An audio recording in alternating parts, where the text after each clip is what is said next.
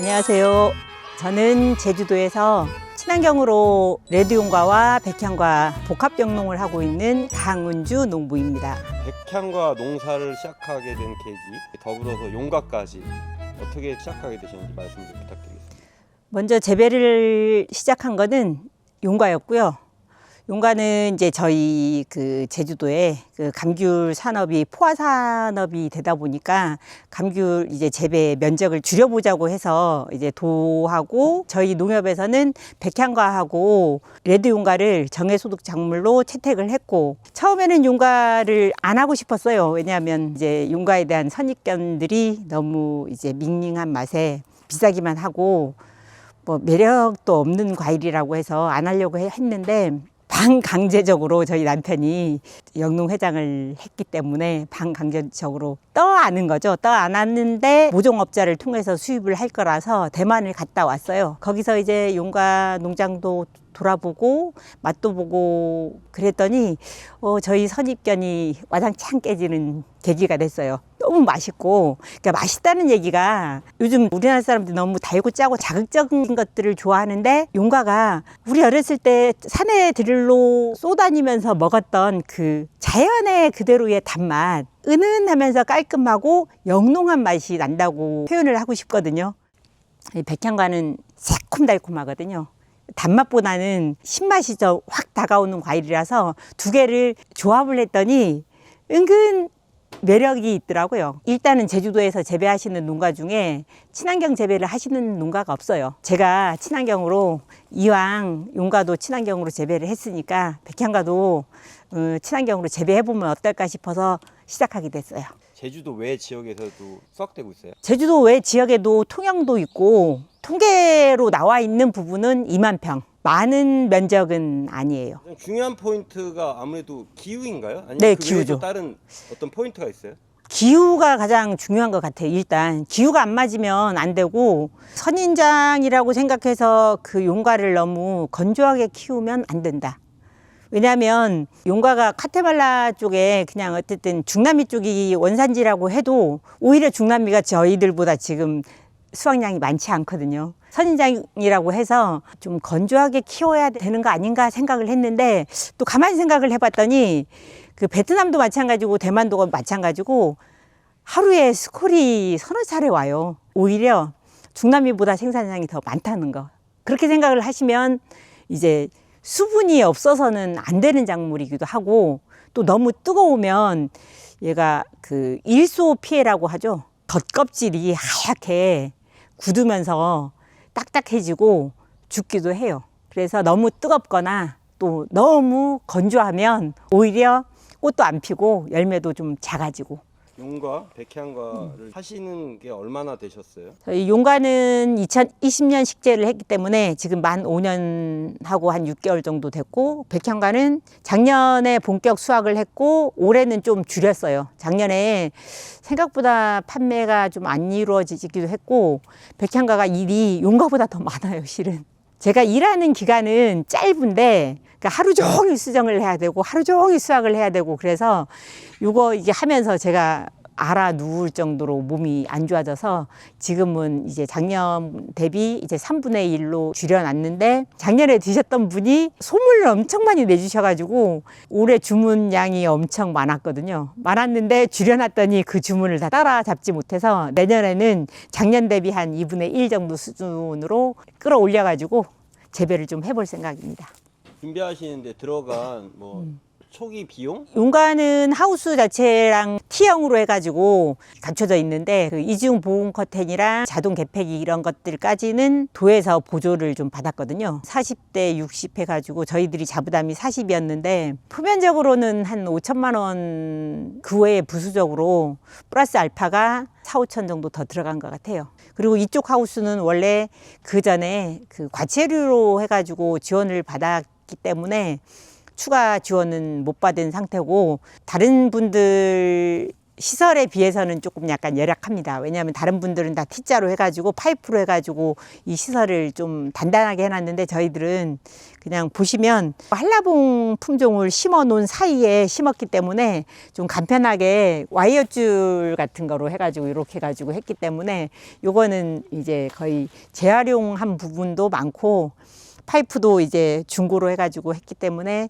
이제 시설비는 여기는 300-400 정도밖에, 백향과는 이제 투자는 거의 안 했다고 보면 됩니다.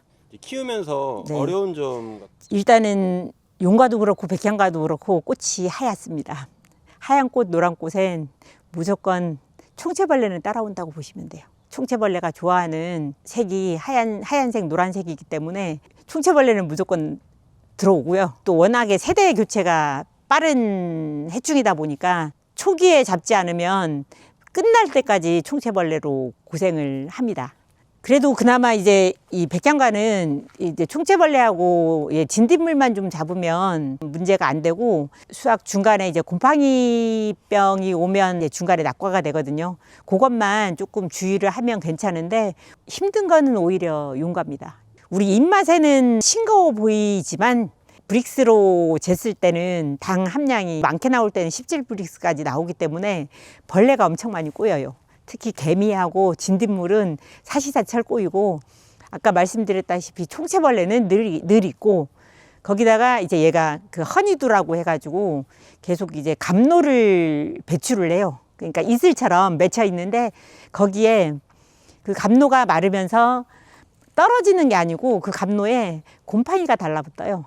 곰팡이가 달라붙고 곰팡이가 꽃봉오리가 생기고 열매를 수확할 때까지 곰팡이가 늘 따라붙어서 비만 오기 시작하면 곰팡이 방제에 초비상이 걸리는데 올해 이제 9월, 10월에 그 스콜처럼 하루에 서너 차례씩 비가 왔거든요. 그것도 한 달 내내 무름병으로 엄청 많이 따냈어요. 실전 노하우 보시면 이렇게 빨갛게 익었죠. 이게 익어가고 있는 중인데 원래 이게 여름이면 수염까지 완벽하게 빨갛게 익는데 겨울에면 좀 약간 이게 더 이상 익지를 않아요. 근데 이게 과피가 빵빵해진 느낌이 들면 이제 다 익은 거고요. 지금 11월이기 때문에 이제 물량은 많지는 않지만 그래도 어쨌든 이렇게 달려 있고 가시들이 돋쳐 있습니다. 가시들이 돋쳐 있는데 이 가시들이 모두 꽃눈이 오거나 잎눈이 오는 자리고요.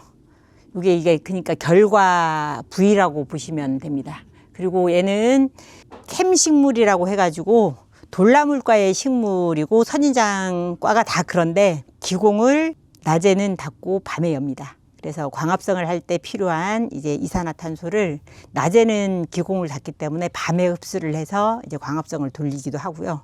근데 얘가 너무 뜨거워도 너무 35도 이상 되면 얘가 오히려 광합성이 잘 안 됩니다. 안 되기 때문에 사막을 견디는 건 맞지만 사막이 이 용과가 자라는 최적지는 아니다.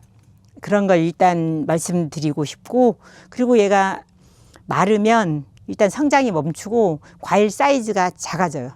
이렇게 초록 색깔로 되었다가 점점 이제 이렇게 변하는데 그리고 요거 정도는 지금 크리스마스 때나 1월 초쯤에 수확이 가능한 건데 이제 빨갛지 않습니다. 거의 초록 색깔이 반이고 빨간 색깔은 아주 조금 나오는데 그래도 속은 다 익은 거고 그 시즌별로 조금씩 용과의 맛이 변하는 걸 계속 이제 그 저희들이 생산할 때 이렇게 드셔보시면 그 모든 과정들이 싹 이제 느껴지는 거. 그리고 이렇게 보시면 이렇게 뾰족하게 자라고 있는 것들이 있잖아요. 이런 것들이 요게 길이 생장을 이렇게 놔두면 계속 길이 생장만 해서 밑으로 막 늘어집니다. 늘어지는데 그 늘어지는 거를 제가 이제 키우기 딱 좋은 위치에서 잘라내면 이렇게 잘라내면 이제 그때부터는 길이 생장을 멈추고 이제 부피 생장을 하고 통통해집니다. 통통해지기 7개월 정도 지나야 얘가 꽃도 피고 그렇게 하고 이렇게 어쨌든 길어진 거는 절대 꽃을 피우지 않습니다. 얘는 햇빛을 안 받으면 개화가 안 돼요. 그렇기 때문에 이렇게 지금 여기서도 올해 이렇게 요 자국 난 데가 다 이제 올해 열매를 수확한 곳인데 이렇게 보고 이제 한 4-5번 수확을 했던 이런 가지는 다 제거를 해서 전정을 해줘야 요 안에 한 번도 꽃이 안 피었던 가지들의 꽃도 다시 오고, 그리고 또 이제 그 먼저 심었던 용과가 이제 병이 오거나 이러면 요거 하나 뚝 잘라서 한 2주 정도 큐어링을 좀 시킨 다음에 땅에다 딱 꽂으면 뿌리가 나면서 새로운 개체가 됩니다. 실자 노하우. 사장님만의 노하우. 저는 일단 생물적 방제를 최우선으로 하기 때문에 1월 정도 돼서 이게 기온이 조금 올라가기 시작하면 그 흙 속에서 번데기 상태로 월동을 한 총체벌레를 방지하기 위해서 시설 전체를 백강균이라고 해가지고 동충하초균이라고도 불리는 그 미생물을 전체적으로 이 식물체 외에 출입구부터 시작해가지고 모든 바닥을 전체적으로 흠뻑 적실 정도로 방제를 한 2번 정도 해주면 월동에서 깨어나는 번데기가 일단 방제가 되면 그 다음엔 개체수가 확 줄거든요. 트리코더마라는 미생물은 곰팡이병에는 좀 특화돼 있어요. 그거랑 바실러스 서브틸러스라고 이제 고초균 같은 거를 기본 쓰고 있고 니모일 좀 활용하고 있고 그렇습니다. 시장 상황은 어때요? 안 좋아요. 왜냐하면 백향과나 용과가 생소한 과일이긴 합니다. 백향과나 용과에 대해서 아예 그런 과일이 있다는 것조차도 모르시는 분이 제 생각으로는 한 80% 이상은 되는 것 같아서 앞으로 홍보를 좀 하지 않으면 저나 이제 다른 농가들도 마찬가지고 판로에 조금 약간 애로 사항이 있지 않을까. 유통 과정은 어떻게 되는 거예요?